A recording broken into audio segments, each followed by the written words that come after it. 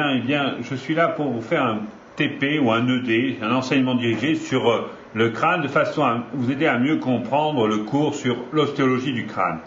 Le crâne, c'est en fait l'extrémité céphalique. L'extrémité céphalique, vous la voyez là de profil, elle est barrée par cette arcade qu'on appelle l'arcade zygomatique et qui définit toute une partie postéro-supérieure qu'on appelle le neurocrâne, qui contiendra le cerveau. C'est l'enveloppe osseuse d'un exosquelette qui contient le cerveau, et la partie antéro-inférieure ici qu'on appelle le massif facial.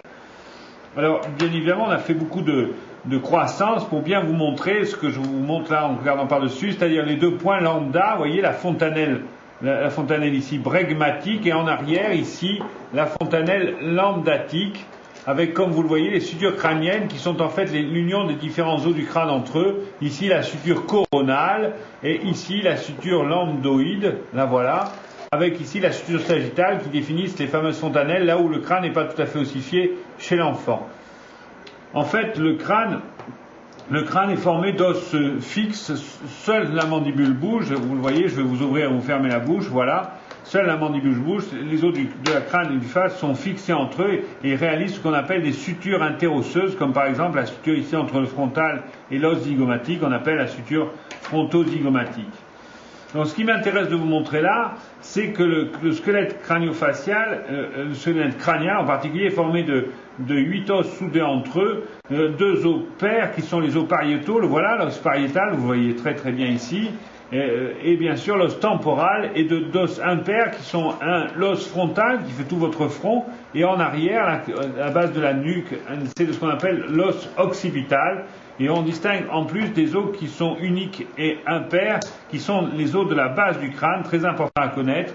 Vous l'avez dit, l'os qui est au milieu de la base du crâne, vraiment ici, ce qu'on appelle là le sphénoïde, qui va comprendre la selle turcique. Et bien sûr, on y ajouterait l'ethmoïde, qui est l'os qui va faire l'espace entre vos deux yeux à la base du nez. Alors il y a aussi des petits osselets qui sont les osselets de l'ouïe, comme le marteau, l'enclume ou l'étrier.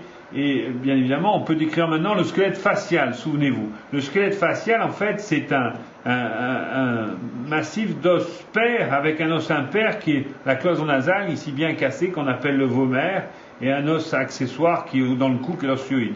Tout le reste, ce sont des os pairs. Alors bien sûr, il y a les os propres du nez, que vous avez là très très bien, on les voit très bien. Les os lacrymaux qui font la gouttière lacrymale, je vous l'avais présenté dans le cours informatisé, les os zygomatiques, l'os malaire qu'on appelle aussi l'os zygomatique, avec ici la partie zygomatique qui appartient à l'os temporal, vous voyez, et là la suture qui est entre temporal et zygomatique, on appelle zygomato-zygomatique ou temporo-zygomatique. Les os maxillaires, vous voyez, qui portent les dents maxillaires supérieures, bien sûr, un petit os dans le nez qui est cassé ici, qu'on ne voit pas bien, qui est le cornet nasal inférieur. Donc, si vous voulez, la mandibule fait partie du squelette facial inférieur ou caudal, qui est un os impair et mobile. Alors ce qui est très amusant dans ce squelette du crâne, c'est de pouvoir l'ouvrir et le séparer en deux, vous voyez comme je suis en train de vous le faire là, et de façon à vous montrer les éléments qui sont médians. Les éléments médians sont aussi importants à connaître. On va démonter la mandibule, et pour démonter la mandibule, c'est facile, il faut la désarticuler au niveau des articulations des mâchoires, qui sont les articulations temporomandibulaires. Avec là en rouge le petit ménisque interposé qui permet au condyle de glisser en avant quand vous ouvrez la bouche. Vous voilà la bouche fermée, vous voyez, et quand j'ouvre la bouche, le condyle mandibulaire avance et glisse sur ce petit ménisque. Alors ce qui est intéressant de vous montrer là, c'est la coupe sagittale. Vous voyez la coupe sagittale, on voit bien ici le frontal, on voit ici le sinus frontal, ici la colonne nasale, et regardez, je rentre au travers de la paroi externe des fosses nasales dans ce qu'on appelle le sinus maxillaire qui est dans l'os maxillaire, et ici vous avez le sinus sphénoïdal qui est dans le sphénoïde. Donc voilà la base du crâne. Je vous ai dit que la base du crâne, la voilà, elle est cartilagineuse, elle est formée de la lame basilaire d'occipital, du sphénoïde, associé devant à l'ethmoïde. Je vous ai parlé, lorsque je vous ai fait les cellules de l'os ethmoïde, eh bien vous avez des petites cellules ethmoïdales qui sont incluses là-dedans, qu'on voit plus ou moins. Ici par exemple, je rentre dans une cellule ethmoïdale de la paroi latérale du nez, au niveau de l'os ethmoïde. Alors ce qui est plus important de vous expliquer sur cette coupe sagittale, c'est de bien vous montrer la paroi latérale, de bien vous montrer les limites du temporal, vous voyez, l'os temporal, avec là la mastoïde, là le conduit auditif externe, le méa acoustique externe, ici l'arcade zygomatique, avec la racine de cet arc zygomatique. Ici le pariétal et en arrière l'occipital, alors que là, déjà, latéralement sur le côté, on voit une petite partie de l'os sphénoïde qui est la grande aile du sphénoïde, vous la voyez là très bien, et là vous retrouvez l'os frontal. Donc vous pouvez me faire des noms, vous pouvez me faire la suture occipito-pariétale, la suture temporo-pariétale, ici la suture temporo-sphénoïdale, la suture fronto-sphénoïdale, et ici, comme je vous l'ai déjà dit, la suture fronto-malaire ou fronto-zygomatique. Vous voyez là-bas en arrière passer les apophyses ptérygoïdes du sphénoïde qui viennent se souder au maxillaire au niveau de cette suture ptérygomaxillaire, laissant juste un orifice en haut où se placera un ganglion important sphénopalatin. Donc là, vous voyez bien sur cette base du crâne, ici vous le retrouvez, des éléments dont on a parlé ensemble, comme la mastoïde, le conjonctif, l'apophyse styloïde avec le petit trou stylomastoïdien, les condyles de l'occipital avec le canal de l'occipital devant par lequel sort le nerf antipoglosse. Donc vous devez pouvoir vous y retrouver dans ce squelette de la face, je vais vous le reconstituer de façon simple, vous devez pouvoir vous y retrouver dans ce squelette facial et bien comprendre ce que forment les os propres du nez. Je vais vous les raccrocher ensemble, vous allez voir. Les os propres du nez, les voilà, avec la branche montante du maxillaire supérieur, le maxillaire supérieur qui porte les dents jusqu'à l'union avec les ptérygoïdes en arrière. Vous voyez là très très bien ce qu'on appelle l'épine nasale antérieure, qui est ce petit massif que vous avez à la racine de votre nez. Ici la glabelle, ici le rebord sourcilier, avec ici vous voyez une petite encoche dans laquelle je mets la pointe de mon stylo, qui est le foramen supraorbital, le foramen infraorbital, et sur la mandibule, si je vous ajoute la mandibule, vous allez voir le foramen inférieur, qui est le foramen mentonnier. Donc vous voyez, si j'arrive à vous tenir tous les os ensemble, vous voyez qu'il y a quasiment un alignement entre ces différents orifices, comme par exemple ici, si je vous le mets ici, l'alignement entre le foramen supraorbitaire, le foramen infraorbitaire et le foramen mentonnier sont quasiment sur la même ligne verticale droite.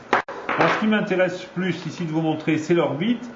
L'orbite osseuse est donc formée de plein d'os associés, comme par exemple le frontal, ici le zygomatique, ici le maxillaire. N'oubliez pas l'os lacrymal là. Vous voyez le plancher de la cavité orbitaire, un plancher sur lequel sera posé le globe oculaire, avec ce qu'on appelle des fissures orbitales inférieures et fissures orbitales supérieures. En haut, on la voit bien ici. Je ne sais pas si vous voyez bien, mon stylo passé à la fissure orbitale, avec en dedans la fissure orbitale à l'intérieur, vous voyez là, j'espère, le canal optique.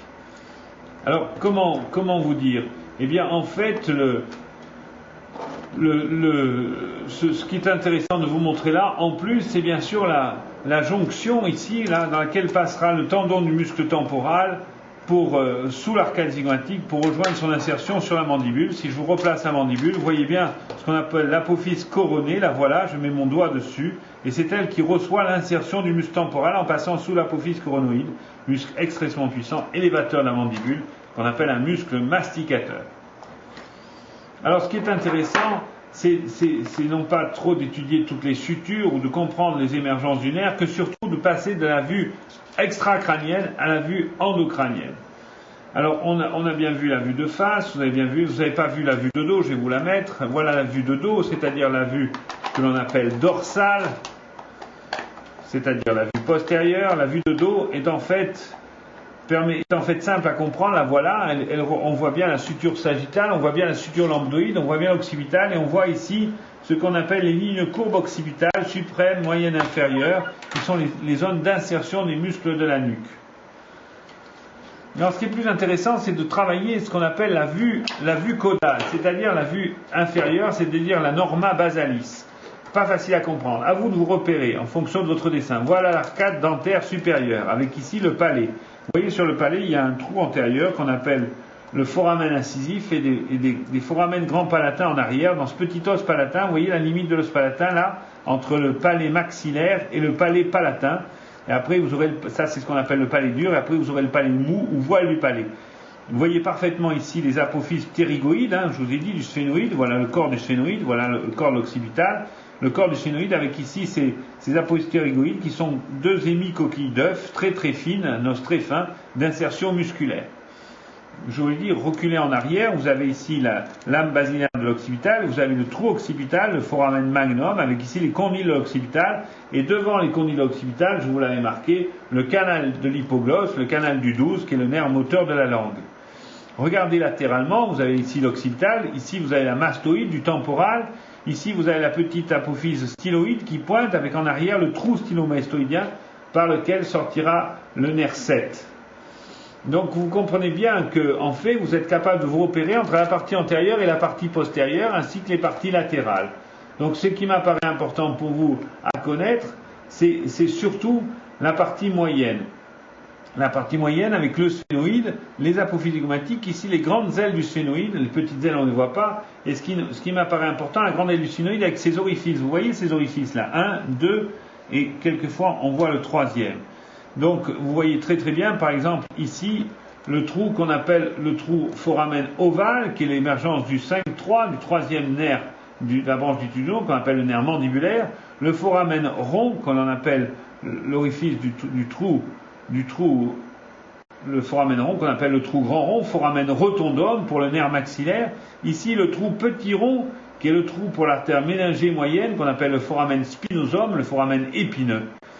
Et vous voyez que là, il y a le canal carotidien qui laissera passer l'artère carotide, vous la voyez très très bien, le canal carotidien, très important à connaître. Et en arrière, je ne sais pas si j'arrive à bien vous le montrer, ici, vous le voyez peut-être mieux là, vous avez le foramen déchiré postérieur, qu'on appelle le foramen jugulaire, parce qu'il laisse passer la veine jugulaire interne, qui est très très important à connaître, foramen jugulaire, avec des nerfs crâniens qui seront par exemple le 9, le 10 et le 11, le 9 le glossopharyngien, le 10 le pneumogastrique, et le 11 le nerf spinal.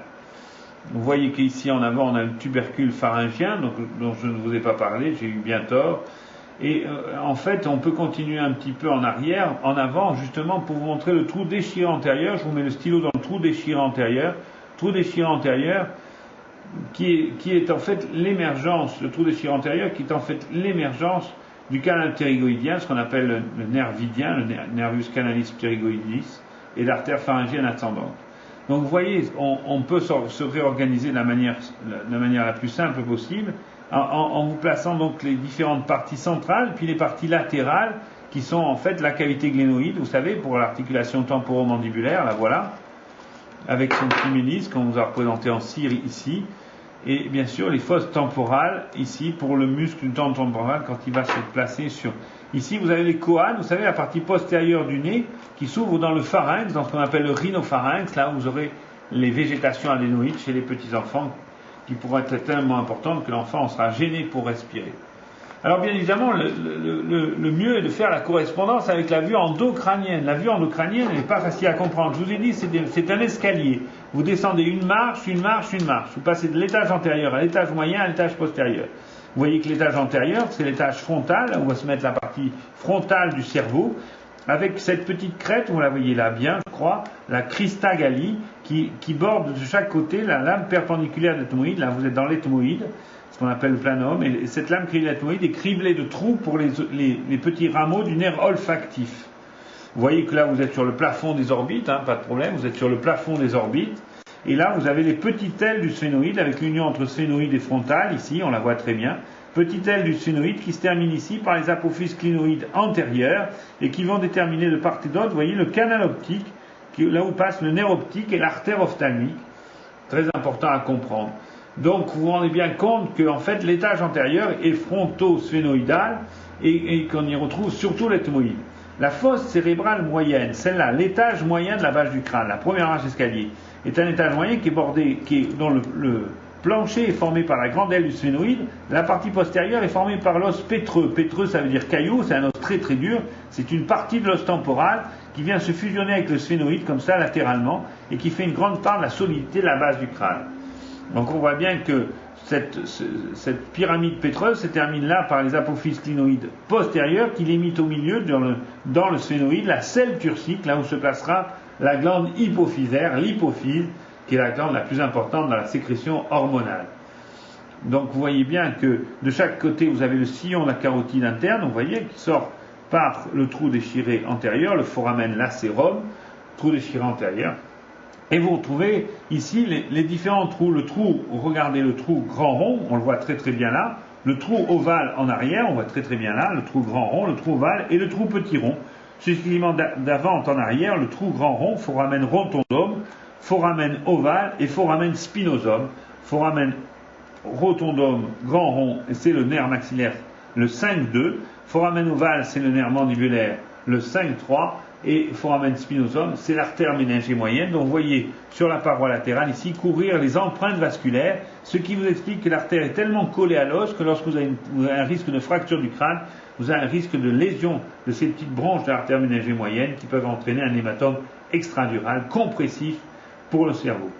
Vous voyez que là s'ouvre, je ne sais pas si j'arrive à vous le montrer, peut-être vous verrez le bout de mon stylo totalement apparent ici, vous voyez, on le voit juste apparaître.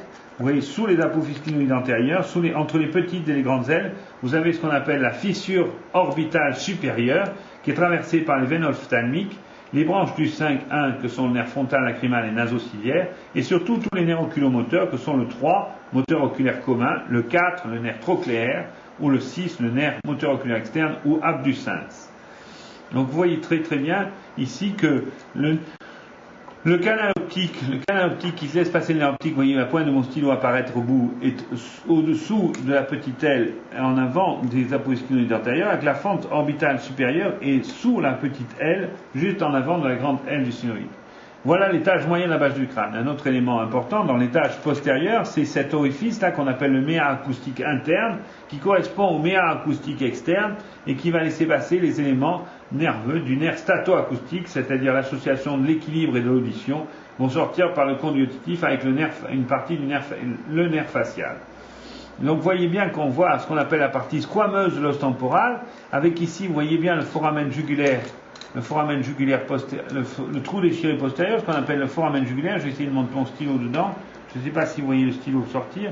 Juste derrière la pyramide pétreuse, le foramen jugulaire, avec ici l'empreinte de la veine jugulaire. Vous voyez, grosse empreinte, on la voit très très bien là, dessinée sur le crâne. Cette grosse veine qui va drainer tout le sang veineux du crâne et du cerveau. Donc vous vous rendez bien compte qu'en fait, on va retrouver en arrière le canal de l'hypoglosse qui sort en avant du condyle occipitaux, vous l'avez vu, canal du nerf grand hypoglosse, et bien sûr dans le foramen jugulaire, la veine jugulaire interne, et la veine jugulaire interne, vous le voyez là, on le voit là très bien, la veine jugulaire interne, et le 9, le 10 et le 11, je vous l'ai déjà dit. Donc c'est amusant, c'est le foramen magnum, ce gros trou qui va laisser passer le tronc cérébral. Le foramen magnum, on va retrouver en arrière la crête occipitale interne qui terminera par la protubérance occipitale externe. On retrouvera d'ailleurs à l'intérieur, vous voyez ici la protubérance occipitale interne qui est un lieu de confluence des sinus veineux du crâne. On les voit bien dessinés sur le crâne, en particulier de ce côté-là, qu'on appellera le torcular ou pressoir déophile, et qui correspond à une protubérance occipitale interne. Bien sûr, en avant, on verra la montée de la lame basilaire occipitale vers le sphénoïde, qu'on appelle le clivus, qui est bien connu chez les orthodontistes. Et bien évidemment, vous allez comme ça ainsi voir entièrement la base du crâne. Je rappelle, étage antérieur, étage moyen, étage postérieur, fosse cérébrale postérieure ici pour le cervelet, et au-dessus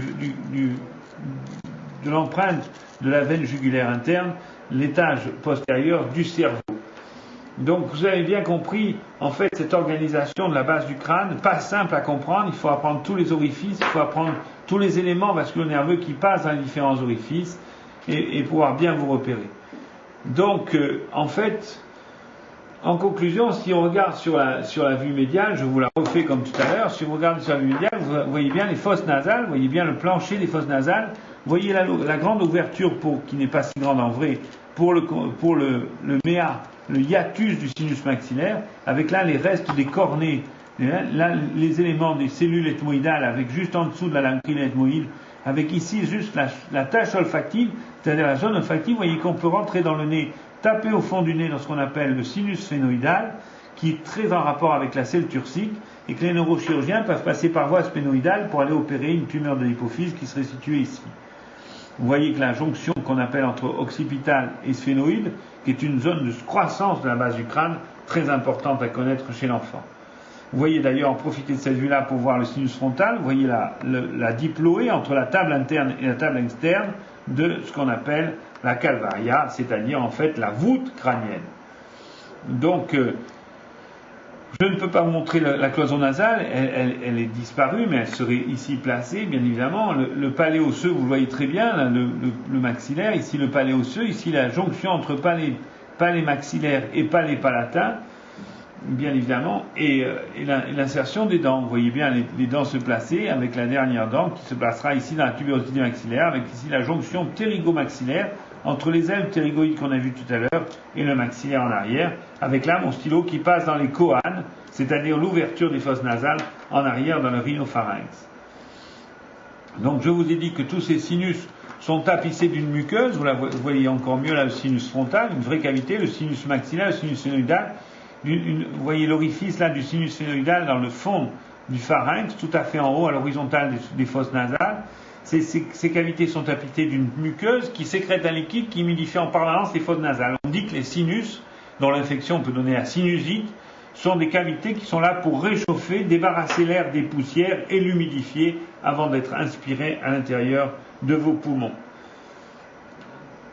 Que pourrais-je ajouter à cette présentation ? Écoutez, il faut savoir vous repérer. Quand vous avez un crâne dans les mains, il faut bien sûr déterminer l'avant-derrière. C'est assez facile, le massif facial est en avant. Ça, c'est pas très compliqué à comprendre et à trouver. Bien évidemment, lorsque vous avez placé votre massif facial, il faut souhaiter être capable de vous orienter, de dire voilà les cavités orbitaires, voilà les cavités nasales, voilà la cavité buccale. Bien sûr, à vous de repérer ensuite les éléments qui vous apparaissent à vous comme importants à comprendre. Ces éléments importants à comprendre peuvent être par exemple l'articulation temporomandibulaire. L'articulation temporomandibulaire, je vais essayer de vous la reconstituer, mais vous l'avez déjà vu tout à l'heure. L'articulation temporomandibulaire, c'est l'articulation qui met en rapport la base du crâne avec l'os de la mandibule. La mandibule, c'est l'os impair, c'est l'os de la partie inférieure du crâne et de la face. Et vous allez pouvoir ainsi vous retrouver au niveau facial. Je vais essayer de vous le reconstituer. Il se démonte tout seul sans trop de difficultés. Voilà. On va replacer la mandibule. Si on peut la refixer par ces petits ressorts qui en fait la fixent au massif crânien.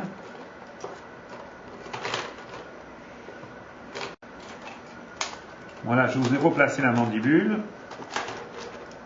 Le problème de ces crânes qui se défont automatiquement. Donc, il faut arriver à placer la mandibule sans défaire le crâne, voilà. Et lorsque vous avez placé la mandibule, eh bien, c'est à vous de jouer en TP, de venir en TP pour jouer avec cette mandibule et faire ouvrir et fermer la bouche à votre massif crânien.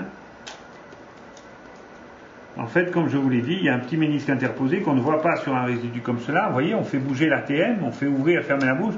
Mais ça, c'est un chien. Chez l'homme, il y a un mouvement de temps que l'ouverture, un mouvement d'avancée, vous voyez, qui amène la mandibule ici. Là, vous êtes bouche fermée, là, vous êtes bouche ouverte. Là, vous êtes bouche fermée, là, vous êtes bouche ouverte. Et là, vous êtes coincé, la bouche grande ouverte, vous ne pouvez plus fermer la bouche. Ça s'appelle une luxation condylienne. Ça arrive de temps en temps. Vous voyez que l'articulation temporomandibulaire se place juste en avant du conduit du méa acoustique externe et juste en dessous du début de l'arcade zygomatique. Et il y a beaucoup de pathologies, comme on vous l'a dit en cours, sur cette articulation qui peut claquer et craquer selon qu'elle se fera une luxation condylienne, c'est-à-dire vous serez coincé la bouche ouverte, ou une luxation du petit ménisque en avant qui fera que vous serez coincé la bouche fermée. Vous n'arriverez plus à ouvrir grand. Pathologie extrêmement banale qui... Donc, vous avez vu, vous êtes assez structuré. Donc, bien évidemment, les questions sont simples. On peut vous poser des questions sur les sutures, vous dire est-ce que la suture pariéto-occipitale existe ? Oui, elle existe. C'est ce qu'on appelle la suture lambdoïde. Est-ce que la suture pariéto-frontale existe ? Oui, là voilà, c'est la suture coronale. Est-ce que vous êtes capable de retrouver une suture temporo-zygomatique ? Oui, temporo-zygomatique, elle est là, la voilà. Est-ce que vous avez trouvé une suture fronto-zygomatique ? Eh bien oui, elle est placée ici. Donc, à vous de vous organiser et de vous y retrouver dans cette vue latérale du crâne, dans cette vue exocrânienne, et vous l'avez vu tout à l'heure, dans la vue endocrânienne. Voilà, je vous remercie.